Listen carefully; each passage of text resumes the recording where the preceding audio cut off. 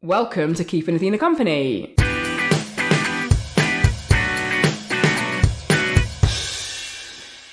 My name is Athena. I'm a stand-up comedian, podcaster, writer, and I'm a parent. And as you all know, if you listen to the podcast, being a parent is great, but the child is lacking in quite basic conversational skills, if I'm honest. And the most basic things. You can't even say good morning, good night, hello, how are you? So what I do to keep myself sane is invite a very esteemed friend around to keep my company. And today I'm very excited that someone has crossed the river to see me. Welcome to my house, Susie Steed. Hello. Hello. How are you? I think I'm all right. I'm a bit. I got completely swept up in the election. Yes. So I actually haven't recovered. I can't believe we booked this the day after the weekend after the election. What was I thinking? I didn't know I was going to be in like Sheffield up until 5 watching votes being recounted on like Thursday evening. I just didn't know. I never got that involved in an election before. So why were you really involved in this election, do you think? The reason being is generally I'm not massively interested in like party politics. Like I've always been very left wing, but I've never like really got involved in it in a political party. I did once canvass for Caroline Lucas of the Green Party. I've always had a background angst about British politics and our whole world. Let's talk about this. Why so angstful? Well, I suppose so I used to work in the left on for a left-wing think tank, so then I was quite involved in policy. And there's quite a reassuring story on the left, which is that we had this great period after World War II. Yeah. We built the welfare state. Yeah. And if only we could sort of get back to those sort of values, would that be okay? And then I suppose I started doing more research on our economy. I was like, oh no, actually, it wasn't even that great after World War II. It was good in some ways. We built the welfare state. Yeah. But only based on actually being able to still like nick a lot of stuff from around the world, which didn't really stop until quite recently, really, till when the empire broke down. Yeah. So then I've been like, oh, actually, what is our economy actually based on, if not like a load of exploitation? Just to be clear, this narrative of the war finished and we built the NHS and everything was great was because I always think about that, and I think when I think of the 60s and 70s, I think of people who washed once a week and outdoor toilets and like avocados costing £10 an avocado. Yeah. Okay, I didn't know about the avocados costing. I don't think it was. I'm exaggerating slightly. I think it was a bit. So you found this out. You realised through just reading and reading and just seeing basically facts. thinking about some more key aspects of how the economy works, which is just like, what do we produce, what do we sell, where do we get it from, like where does all this shit in all of our like laptops and phones come from, right? Who are the people actually like, who are the people that I am actually exploiting to live the life that I live? That is quite a lot. That gave me quite a lot of background angst, I suppose. And then so that's been happening for a while. I've felt that for quite a while. Well, I started researching the financial crisis of 2008 and came to quite a different conclusion to quite a lot of people on the left, which is that it wasn't something that just started under Thatcher. It wasn't like this deregulation under Thatcher and then Tony Blair, which is a thing that definitely happened. But I would say it's building on a much longer term trend, which is the City of London has been quite powerful for hundreds of years. Yeah. It was controlling the empire. Now it's controlling this kind of neo-empire-like thing, which I think is the financial system. Yeah. But it's getting more and more desperate to cling on to power. Yeah, so it's more insidious than just random individuals who are a bit right-wing. It's the institutional. So. It's almost like I don't want to use this analogy because I hate it so much. It's almost like the City of London, like the Illuminati. You know, and they've been around for centuries. That I'm uncomfortable. Why doesn't that makes me feel uncomfortable saying the Illuminati? Why do you? Because when I say Illuminati, I'm just trying to search for better words. Do you know what I mean? They're just like they're really like Masons. They've just been around for centuries, and they've got their fingers in all these pies, and it's very hard to take their fingers out of the pies because they're in control of so many different things. Well, I don't even see. The thing is, I'm beginning to not even think, because the closer I come to these people, the less I see them like that. I actually see a lot of these people, and it's kind of like, it's actually a big group of people than, I don't know. There are definitely some people who are very, very powerful in finance and banking, but if you meet them and interview them, they don't see themselves as that powerful. They're just doing their jobs. Yeah, and they also, the thing is, our whole society rests on them. So I think a lot more people benefit from the system than actually like to admit.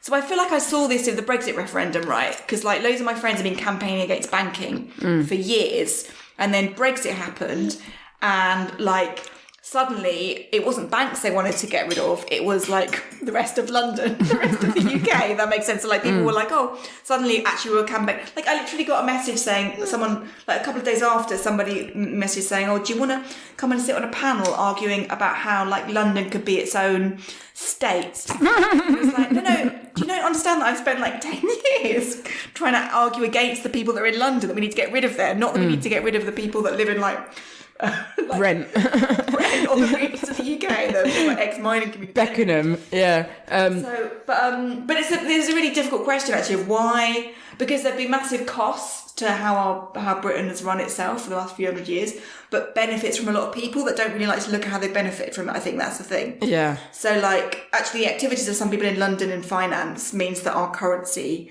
is stronger than it probably should be. Yeah. Which means that we can buy a lot of stuff from China without selling anything back, because we're selling like financial services back. Right, so we benefit from their dealings, which perhaps mean our prosperity is overstated. Is this a bit like interest rates? Because I've always understood interest rates have been artificially kept low. Is that correct? Yeah, definitely. So there's no right.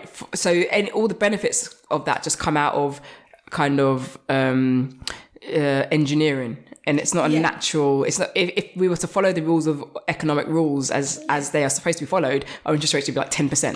Yeah, much higher. Yeah. And they are for some. Obviously, they are for some like people that within Britain, some people pay like massive interest rates, and other people pay like zero interest rates. Yeah. But as a country, it is weird how some countries can borrow for almost nothing, and it's also linked to having like some kind of military power or presence. Like people can like anyone like America can lend. Like America has very low interest rates, partly because like no one's gonna be able to get the money back if they don't pay it back. Yeah. He's going to go and knock on Trump's door to get the money. Excuse me, you defaulted. Like a little Rwanda knocking on America's door. Okay, so let's go back to you realising that the received wisdom of post-war Britain being amazing, and we just need to go back to that. So you realised that was wrong, but then you campaigned for Labour. Yeah, I basically got massively caught up in Labour, and so I'm still a little bit like... So I do actually quite like the Labour Party. I like the Labour Party, but let's go back to this, because my understanding is that this year, or this election cycle, the Labour Party was all about kind of going back to those values, nationalise everything like things were in the 60s and 70s. So it is returning to that, or not returning because it was never like that. Yeah. But they think they tried to capitalise on that nostalgia, I think. Yeah, there was something really amazing about the thing that I guess I feel... I actually spent the last 6 weeks doing almost nothing but door knocking for the Labour Party. So I'm a little bit caught up in the sort of like... What would say? Not propaganda, because it's not propaganda, but I maybe like shut down some of your like critiques of it when you're really trying to say, well, that sounds bad. But actually, I wasn't really. And I think I was quite convincing on the doorstep, because I'm not... I think the people that are very, very, very into like Labour and absolutely like... believe it more than I do are quite bad on knocking on doors, because when you meet someone that's so into like you had to sell this manifesto. What were people telling you on the doorstep? So actually I would just say we didn't quite... The thing about why I think this manifesto was a bit different to the nostalgic 60s, 70s, although there were loads of nostalgic people in the Labour Party, I actually see that this was the first attempt to like build a left wing that wasn't imperialist, and it obviously didn't go quite as... There were loads of issues with it still. Yeah. But it was the first like glimpses of actually mentioning that was a problem in the past. And that's the thing that I love about Jeremy Corbyn, and that's why I think like that's one of the reasons I think one of the things I liked about the Labour Party, this possibility, like actually can we address our history and can we build a left-wing movement that isn't imperialist? And I think the answer is no. So when you say that the left-wing has been imperialist in the past, what do you mean? Yeah, well, I mean like, you know, when we had loads of industries, like where are all the raw materials coming from? Like, okay, so like textiles. Yeah, like I mean, you could go back from like the Industrial Revolution and like look, where did the cotton sort of come from? All those questions, like it wouldn't have. And even we had like, you know, like a lot of the stuff that we produced in the 60s and 70s, like, you know, we had massive Cadbury's factories. Where did we get the cocoa from? We only were able to do that because of, like, I mean, you know all this shit. Yeah, Right? we specialised their economies. They were like, and then we said we'll only pay this much. And, exactly. And that's why you go to so many of these countries and the best roads are the ones that lead to the mines. Yeah. You know, like literally they just built infrastructure to go to these places, take those resources, and then the roads go to the port. So if you move to like an African country and you want good transport, live near a mine or live near a port. Sadly. So that's interesting. But still, this manifesto acknowledged that. Acknowledged it. Of course, there's still loads of issues about like the Green Industrial Revolution. In my heart, I would love to believe that that's possible, but still. And so I also should say that I'm probably quite. I don't think I sit that well on left-right thing. I'm probably quite green on some elements. Yeah. So I don't, and I also genuinely believe we need to stop extracting resources from around the world. Yeah. Especially a lot of the green industrial stuff relies on like a huge amount of extraction of minerals from other countries to build like, you know, renewables and stuff. So, but there's not to say that wasn't all the, you know, there was lots of stuff in there that was not extractive. Like there was loads of plans to, you know, like retrofit houses. That's kind of easy. We could have done that. Would have employed loads of people. Would have made. And they were going to do that. They were going to do that eventually. Like I remember a few years ago, they were doing these energy efficiency things where they trained people up to go to your house and like just give you certificates to say whether your house was green or terrible or not. Yeah, that stuff's a good idea. That's not gonna extract any more resources. That's gonna stop us using as much. Yeah, there's loads of good things in the manifesto like that. So what? Just planting loads of trees. That was also like really cute. What were people telling you on the doorstep when you were chatting to them? So I think I got swept up with the optimism because I did a lot of canvassing around a few London marginals. So I used to work with Faiza Shaheen, who ran in Chingford and Woodford Green, and she is like amazing. And she ran a really great campaign, and she was so close to being in Duncan Smith. So I started off canvassing for her, and that was quite positive. Partly because I knew her, and she genuinely is like. I could genuinely say that I think she'd be a great politician, and a lot of people who go for running politics are. I can't say that for, but and also like in London seats, the Labour's position on Brexit was quite popular. Yeah. I then went to Stoke-on-Trent South, and as soon as I got out there, it just was like this. It was anyone that'd been anywhere in a Leave voting town will probably have known that this was going to happen because like the Brexit position was just so unpopular among people. It was unpopular amongst me, and I'm a fairly left-wing person. But what didn't you like? Well, my thing about Jeremy Corbyn has always been he doesn't like the EU. He wants to leave. So just say you want to leave the EU and make a case for it, and make a case for what Britain could. Because there are, I mean, the reality is, and we do have to be real. There are countries that aren't in the EU that are prosperous. So, and we've talked all about it all the time. Norway, Switzerland, and whatever. So it's not impossible, you know.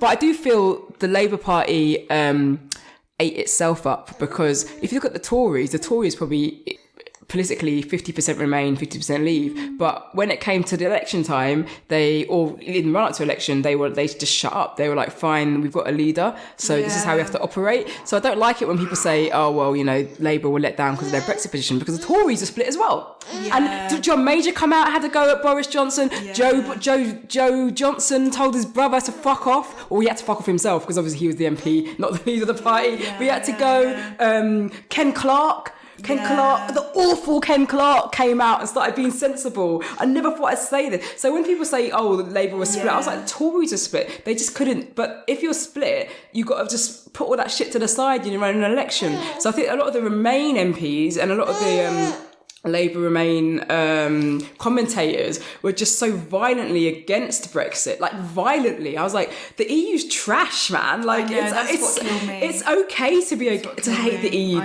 I use this as an analogy. I say there are so many black and brown people at the bottom of the Mediterranean right now because of the EU. So fuck those guys. Okay, fine. I'd rather be in the EU than not. But if we're going to leave, let's talk about how we can leave and still remain a country where people can live reasonably happy, prosperous lives. And Remain never wanted to have that conversation. I know. And I'm like, so like, maybe I'll calm down because I never really said it. Like I saw all my mates going on these like people's vote marches. I never said it, and I feel, that's what I was sort of alluding to this earlier. I feel disappointed in myself that I didn't feel brave enough to say this stuff, and I'd kind of be really discreet I'd subtweet it. I know. I put some, I always started like writing passive aggressive comments under these posters. Like, by the way, what do you want the people's people's vote there was nothing, they had no idea what was going to be on a ballot post for a second referendum. Yeah. Until, I guess, when you had an election, I think it was okay. I kind of came round to it when, I kind of thought Labour position was okay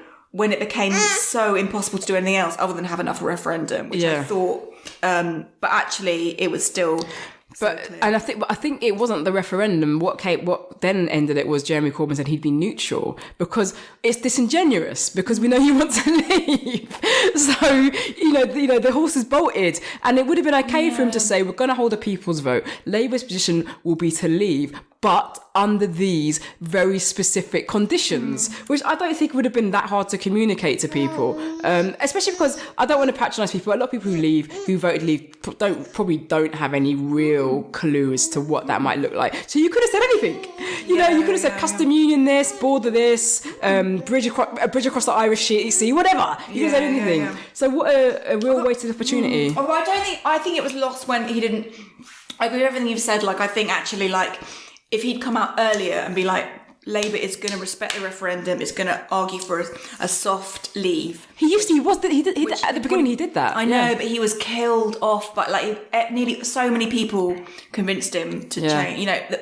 I think there were more in his party I think Labour was probably more of a Remain party than the Tories. Because the Tories was always split on the EU. Labour was almost united around Remain, apart from quite a few really amazing MPs who had seats the outside of London who were we shouldn't do this, but they weren't listened to. I think it was a lack of leadership on just. Although to be fair, it would have been awful if Labour had then. Labour would then have had to got bogged down in trying to work out how to leave the EU, which people have told me. I think lots of people said I was stupid for saying we could have a compromised Brexit, that we could leave the EU, but people are obsessed with the EU. So now my theory is this: a lot of these people who are obsessed with the EU, the EU is great, we should be in it. Oh, human rights. It's almost like martyrdom.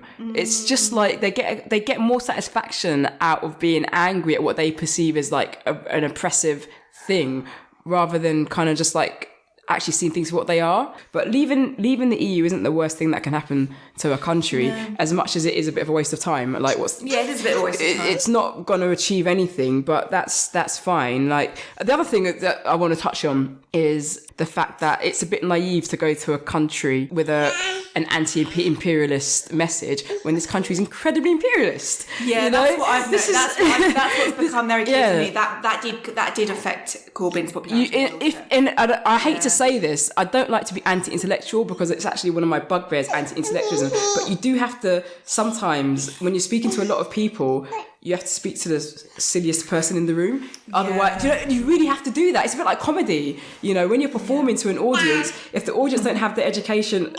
This happens in every podcast. I'll be saying something really deep and meaningful, and then my daughter drops a sock and then charms the guest, and I'm just smiling at her, and I've lost you. No, I got it. Comedy. You've got to speak to the... You've got to speak to what the audience know. You don't know the premise of what imperialism was. And they think you're being quote unquote anti-white if you're if you say, you know what, man, post-colonial countries paid for the NHS. They're like, well, I'm not racist. I didn't say that. That's not what I said. You have to understand the amount of economic wealth that was removed from countries and taken, and nothing went back in return. And over centuries. This was even before the former empire, as you will know, because you are an academic. Well, not in this actually, because not in this. Economics, we just ignore all that shit. So let's actually, I want to talk about that because I know that I personally believe that, you know how we section history into economic history, social history. I think that's just garbage. It doesn't make any sense because you end up skewing the way you see history. So Neil Ferguson, who I can't stand, would call himself an economic historian. But if you see numbers and not people, then you'll say genocide is good because genocide might make your economy good, right? So let's talk about your view in academia and your experience of being an economist. Yeah. Oh, I feel like we haven't finished on the... But maybe we have finished on the EU shit. Final words. Is that I literally really wanted all my friends that campaigned for a people's vote to just go and talk to people on the doorstep where they voted leave. The thing that's made me quite positive is a lot of people voted for Boris. They hated Boris as much as they hated Corbyn. Everyone hated He was Boris. booed universally wherever he him. went. They hated Okay. him. But a lot of people, particularly in leave areas where like 70% of their neighbours voted to leave, they're like, we can't deal with the idea of enough for a referendum. Like, you know, they really didn't want to do that again.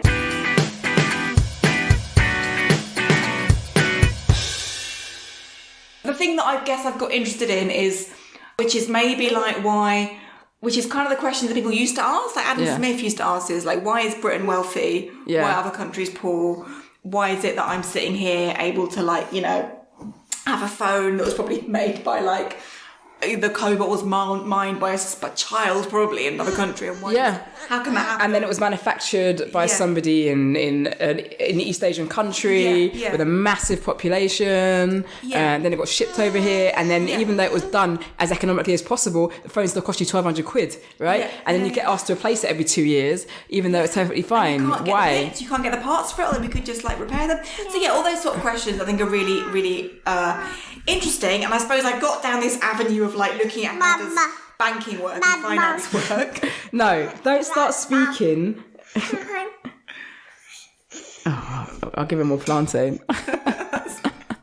So you've worked down this avenue. You started asking the real questions. And I guess I started doing these walking tours around the City of London. Yeah, let's talk about those walking tours. So are they linked to what you discovered about how the world works? Yeah, it was a really big thing actually, because one of them was after the financial crisis, the Occupy movement started doing walking tours, and I volunteered for those. And so one of them has like come out of that one, the City of London Corporation.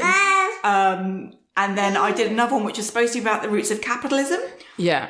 But it made everyone, I don't know what I'm going to do with it now, because basically everyone that comes on it is really sad, because either people want me to be really anti-capitalist, which I'm not. The thing is, I'm not really anti-capitalist. I just think it doesn't really exist. Yeah. Like, in terms of like free trade, we just never had that, you know. So I more just talk about the actual history of how London got wealthy, which is just kind of the British Empire, not exclusively, but almost exclusively. Almost exclusively taking guineas from Guinea and saying these are worth something now. These are worth something now, and we will exchange these for things on the other side of the world. You said capitalism doesn't exist. Well, it's like Santa Claus almost. Like, it's quite a nice idea. I'm sorry. Just put the plantain in your mouth. It's there to keep you quiet. She's joining in. Maybe she's going to be an economist too. Yeah, or maybe she's... There's a lot of noise when I talk about economics. Is that like... She's like Paxman. She's trying to ask you a question.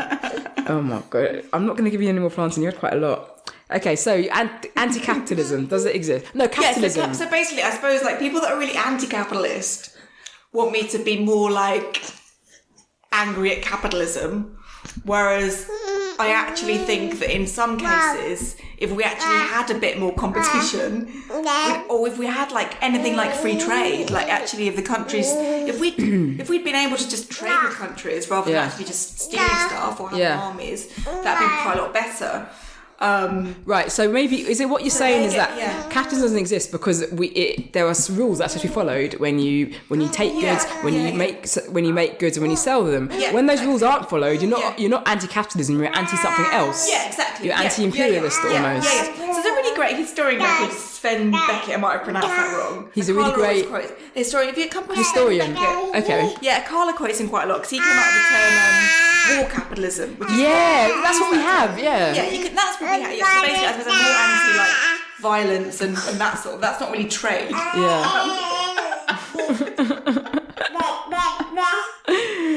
Yeah. Sometimes I listen back to this podcast and it's just. Alright, you've had too much plantain. I don't know what to give you. Yeah, so basically, I recently decided, why not just not call it a tour of capitalism, I'll call it a tour of the British Empire. Yeah.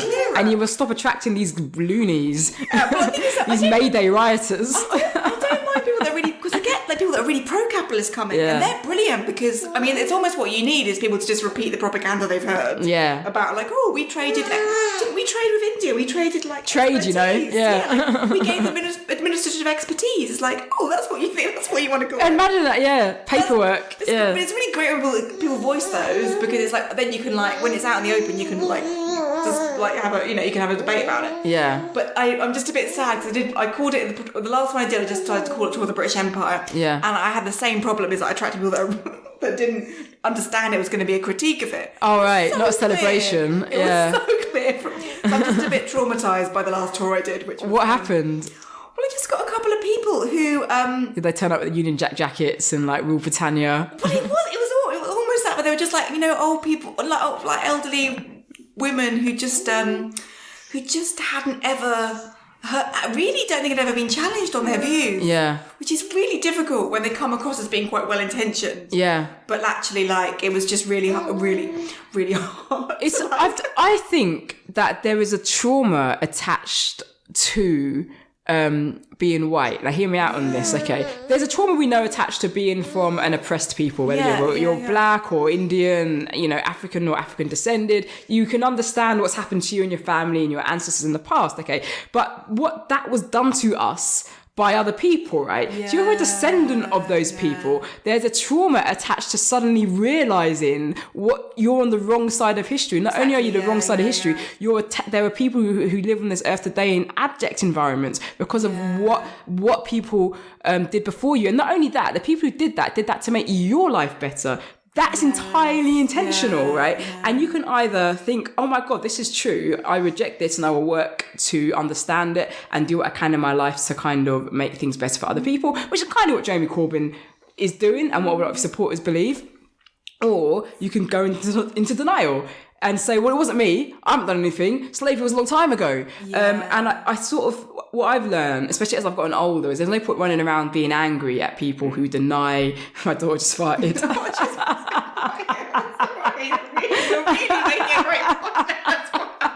It was like a proper fart though. I think it picked up on the mic. I'm so immature. I still laugh when my daughter farts. Is that bad? Anyway, what age can they control this? I just want to know if she does this when she's like 10. Is that a problem? Like this oh no! Oh, it stinks as well. Oh my God. Anyway, so I think that there are certain people who have to be spoken to with that in mind. So rather than saying, "Don't you know that Britain basically stole its wealth from India. It set up the East India Company to do it, quote unquote, legally. It did this, it did that. They met in the concentration camp." Rather than just giving them the facts, you kind of have to do it. I don't know how you do it, but you have to acknowledge. You have to acknowledge that their response to it will just be denial. And as long as it's denial, there'll never be any real progress in trying to undo it, sadly. Because that's probably what I would do. If someone said, oh, by the way, Ghanaians stole Australia from the Australians, I'd be like, fuck off, mate. No, we didn't. Let's say that Ghanaians did though, right? How do you, and then you don't learn, we learn about racism from a young age because we experience it, but if you are on the other side of it, you don't learn about it from a young age. So you don't get it from your life experience, you don't get it from your schools, you don't get it from your parents or your family or your elders around you get it from dreadlocked comedians.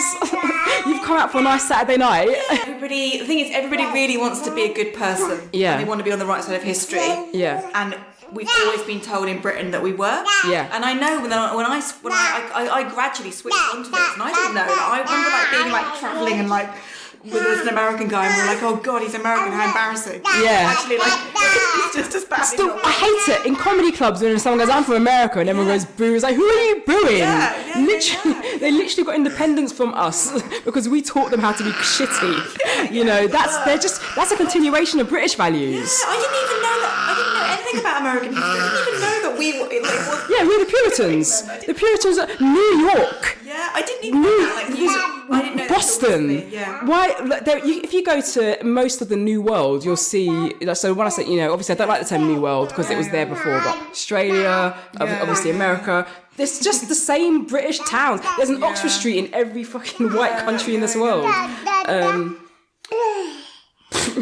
You should see the way this child is smiling at me. Like, I'm going to destroy this podcast. Shall I try and hold her again? Yeah, go on. Okay. She's full of plantain now. Oh, really good. Oh, this is good, isn't it? So white people. I would love to know how to, and that's what actually I feel like. Kind of almost feel. I don't know if I might change my mind on this, but I don't think walking tours is the way to do it. No, I love your walking tours. Have you been on the Black History Walks tour? Yeah, it's great, isn't it? Really so I did the City of London one. And it's. But that's very clearly an British establishment, obviously. I guess the difference in mine and his is that I talk a bit more about the financial bit of it, and that's kind of because I actually think it's all. So the thing that's also very difficult is it's not that it was a long time ago. I mean, it was, but all of those trading routes are still there, basically. It hasn't the stock exchange is still there with mining companies that are all owned by British Yeah. South Africa, and they're all, the Congo. And actually, one of the reasons people wanted to leave the EU, the real financy people that were behind the campaign, they just don't want to pay any. They just want to be able to trade like commodities, derivatives, which are like all these financial products based on commodities. So it's like another heap of. And why can't you do that in the EU? You can. It's just they're taxing it. Oh, I see. Yeah, so there's like the EU are currently suing the UK over commodities derivatives tax. Okay. That we haven't been paying, so that's one of the things that they can get out of basically by leaving. But it's so neo-empire, like, it's like it's not even just the raw commodities. It's like they've added a debt product on top when of you it. when you say neo-empire, can you like expand on that? What is neo-empire? Well, I'd just say that the basic fact that like we still are able to. We were before by sending armies around the world. Like that's what the East India Company, as you said, like what is it? Just literally like some boats with a big private army to take stuff and to tax people in areas they controlled, so that money all came back to London. We don't have the armies there, but if you look at where financial flows and where money comes, it's still all heaving into the city of London. Yeah. So that's where I'd say the neo-empire is. So we use money Boris instead Johnson of force. says it himself. There's a little clip of him like using a term. I don't think he uses neo-empire, but he does use something like soft empire. He does still use the term. Soft empire. Well, of course he does. Yeah, That's what it is. Yeah, I mean, it's still quite. It is. So yeah, I think one of them is the commodities, the fact that we still can buy all this stuff for much cheaper. Our currency should be much weaker. If economics worked how we thought it works, we wouldn't have a strong pound. Our pound would have devalued till we could export goods to trade. The other thing, unfortunately, we've done is just sold off loads of our stuff. Like the reason like private companies own loads of our water and our housing is because that's the only thing we sell abroad is like that's the only thing we've got left really to sell is like companies services. So basically come in and provide services for us. So services are like financial services are a top export. And it's really dodgy. Like you shouldn't export finance. Like it doesn't make any sense. It makes sense that we might make, we used to at least we used to make some stuff and send that abroad. It's like exporting air, isn't it? Yeah. Because one day someone's going to say, well, the air's not there and the box is empty, and actually it is. What is there to be optimistic about, generally? And it could be anything. Yeah, okay. What is there to be optimistic about? What is that noise? I don't know. But it's very much a Damien noise. Like that noise and that face doesn't match, does it? No, it's incredible. It's really smiley. Okay, optimism. Optimism. Yeah, I suppose I feel more relaxed now because for me, it's that like I felt like when the EU referendum started, like the results was like we've got to be really careful about the rise of the far right. Like that's the thing we all need to be fighting. Yeah. And we don't need to be fighting Brexit. We need to be fighting like the far right being in control of it. Yeah. Now I feel like more people are like, oh, actually, like Boris Johnson is really awful. And I think quite a lot of people are. So the thing I'm optimistic about is, well, I don't know. I'm optimistic about. This isn't very optimistic, but I think the economy is going to crash. Yeah. At least it's going to happen on the Tories' watch, not under Labour. Oh yeah, that's a good thing. One good thing, but not because of Brexit. I think it's been like building for ages. You're not the first person to have said this to me, and I think why do you think it's going to crash? What specifically is happening now? Well, basically, like we have a system where actually it normally does crash. The way we've devised our economic system doesn't have to, but all the sort of big trigger factors are about that people that have looked at all the financial crises through history are currently. The UK has them all like big red flags. What are those trigger factors? Huge private debt. So basically everyone's in loads and loads of debt. Yay, it's my fault, guys. I'll claim that one. And also like we're really reliant on borrowing from abroad. Okay. So when your whole economy is just based around like, like China owning our water, not all of it, but quite a lot of it. Yeah. That can just and owning loads of our property is owned by foreign investors. Yeah. When they build the new buildings, even in London, it all goes. Yeah. Well, it's 10 years ago when they built the Olympic Village. It was bought up by Qatari investors, I think. Yeah. So. And they could just decide, actually, we don't want to have that anymore and sell it, so all of that's what I think is the biggest risk factor.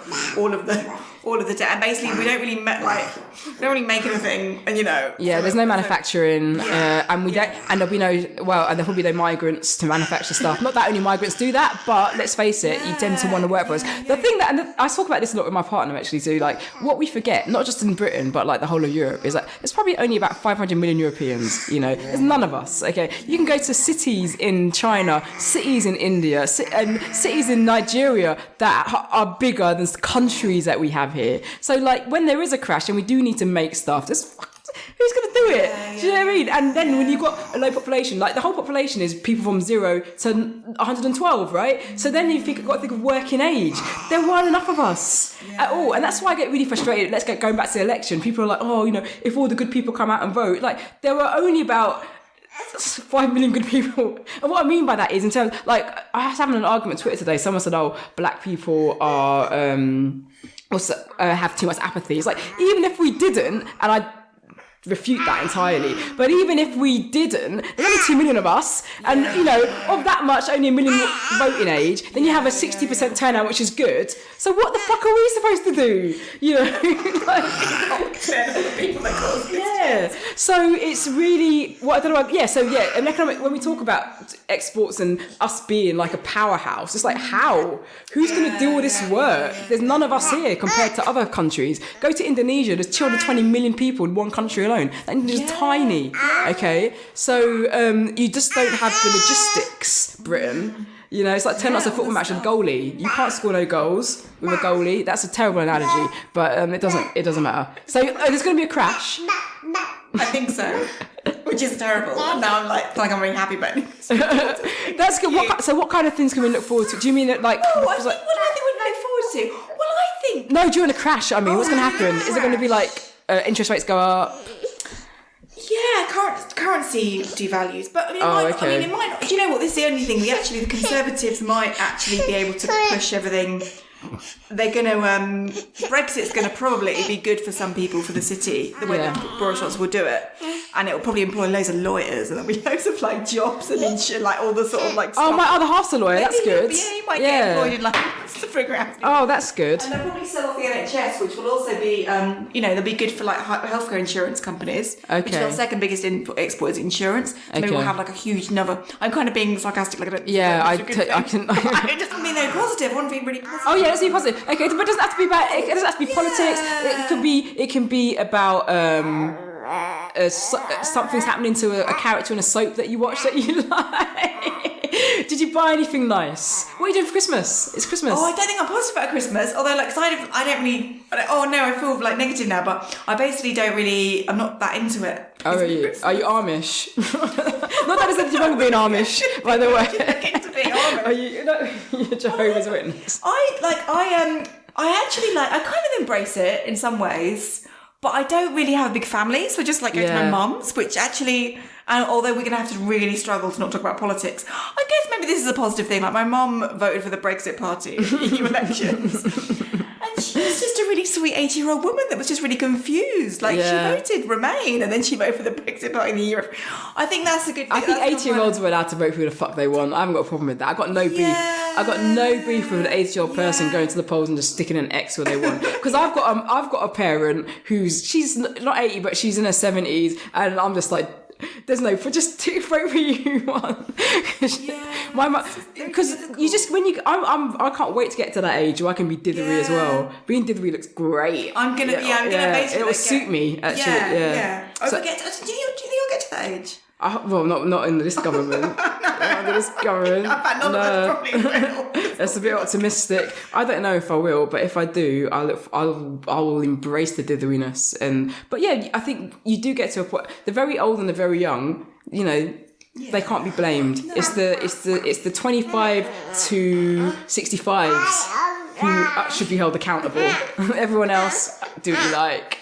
That's my manifesto. So Christmas, you're going to your mum's. sort of chill out. Yeah, that's what I used to do. Yeah.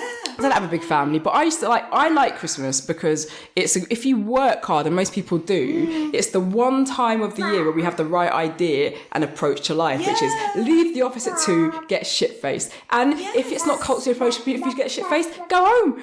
Do you know what I mean? You're perfectly welcome to go home. And I love it. And during December, in the UK, we have the right approach to humanity. Be nice to people, decorate, be festive. And then January comes and we just stick our fingers up at everyone again and be moody, and it's such a shame. They're quite good for an economic crack. Like, just have another Christmas. Have another Christmas every month. What we want is a bank holiday every month. Alternating Christmas and bank holidays. So we want one bank holiday every month, followed by Christmas Day every month. But I don't really want that guy that has Christmas dinner every day. We get bored of predicting the new ones. Like Christmas, we'd give a birthday to all religious. I was going to say characters. That's not the right word. I love that. It's going to be like, it's such a London idea, which is going to celebrate every religion. Yeah. Even though every religion has a day, but we'll just make up new days. That's the new imperialism. Just inventing religious days. I think we have to stop now. I think the child's had enough. The child has just had enough. Funny enough, I do feel better. I feel better about everything crashing because it's a bit like going up in a balloon and knowing you're going to run out of helium, and it's like, well, and that's what the Tories are like. They're going to run out of helium and he's going to come crashing, and out of the ashes will be Jeremy Corbyn's hand, just like coming out like the end of a horror movie where the person survived, and he'll be holding like his little red book of hot jam. I genuinely might I'm going to start making bread. That's what I'm excited about. I cook a lot. I find it very therapeutic. It's funny actually, when I was in Sheffield, I was really knackered because I stayed all night, and then I ended up walking into this lunch project where they give out free, not you pay what you want, but it's basically a lot of people, and a real mix of people, but I was like, oh my god, I actually haven't eaten a hot meal for a week, and it was just so amazing. It was like this community food project, doing all this amazing stuff. Well, I'm just going to end on this. Okay, after the election, there's lots of people going, hey guys, we've got to go out into our communities, and we've got to just do these things ourselves, a bit like the big society, So I just think it's really interesting what people believe politically, and how all of a sudden something that was absolutely rubbish, and rightly so, 10 years ago, whenever the big society days was, everyone was like, hey guys, let's start a library. It's like, that's not my job to start a library. I pay taxes for someone else to provide these services. So we have to be, another thing I want to say is, we have to be really careful what we say about the media and how it's fake news, because first of all, the media has always been constructed and always been fake, and secondly, when Boris starts to say the media is fake, it's fake news, trust me, people are just going to have to believe him, because that's what we've been saying this whole time. We have to be really careful with, as far as I'm concerned, there is right-wing press and left-wing press, and you know what, the right-wing press is better at what it does. And that's not a case. It's all fake because all news is constructed, but Labour has its supporters. The Independent, the Independent website makes me feel sick, but it's literally, there are porn sites that are less intrusive. It's ridiculous. Because it has those weird clickbait. Clickbait, videos, adverts. But, the Independent, the Guardian, the Mirror, we have the New Statesman, plus the whole internet. They didn't come out in favour of Labour though in the election. They lived them. They just didn't say anything. I don't know. Anyway, But there is a press that is behind Labour. It's just not as effective as the right-wing press. So the more we talk about the media... the Mirror's pretty good. The more we talk about the media, the minute Boris Johnson comes out and says fake news, they're lying about me, we won't have a leg to stand on, right? Yeah, that's what scared me most actually about door knocking, is how many people just don't trust anyone. But that's the big challenge. That's how we deal with that, nobody trusting anyone at all. No, the trusting is big. Cool. I think we found something to be happy about. I think the crash and Christmas, even though we don't like Christmas. Baking bread. Guys, if you want to make yourself feel better, fry plantain, bake bread. I made mince pies. Do you like mince pies? Oh my god, I love mince pies. I made some mince pies yesterday. I love mince pie. So I'll give you a mince pie. This all means I'm saying all this stuff so I can edit this and put this out before Christmas. Okay. So I'm talking about Christmas as much as possible, so I'll find a bit of time to edit this. All right, let's wrap it up. Susie, it's been so entertaining. I haven't even mentioned what... I think I've been a bit factual, but... No, factual is good. I just wanted to talk about... I want everyone to go read your blog, because your blog is very... Yeah. I'm very into... oh, God, my words don't exist anymore. Information that comes from facts.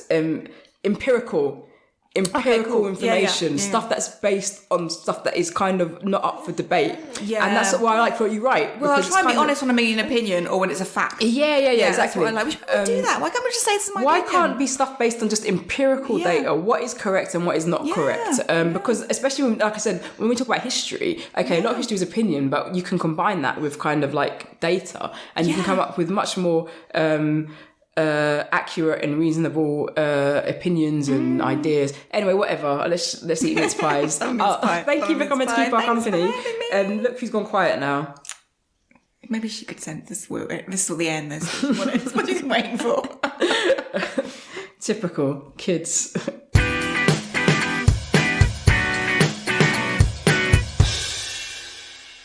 So that was Susie Steed. I hope you enjoyed that conversation. We actually had great conversations before and after the podcast, not just during. So maybe I'll have to get her back on. She's a real bright spark of a mind. Not only is she a lovely person, she does something that's really amazing, and we don't do this enough. She not only asks great questions, she's committed to finding great and correct answers to things. So I can't recommend her blog enough.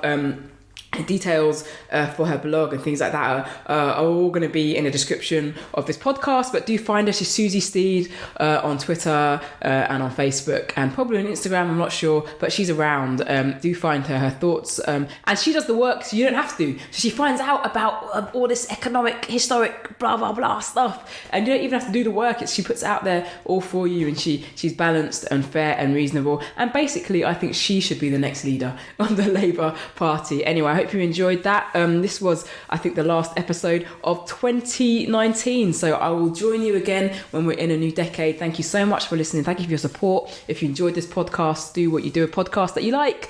Share, comment, find me on social media and tell me how much you like it. If you don't like it, please don't tell me. I've got a very small and sensitive and fragile ego. This has been a pleasure to make. I hope you've enjoyed listening to it, and we will catch up next time.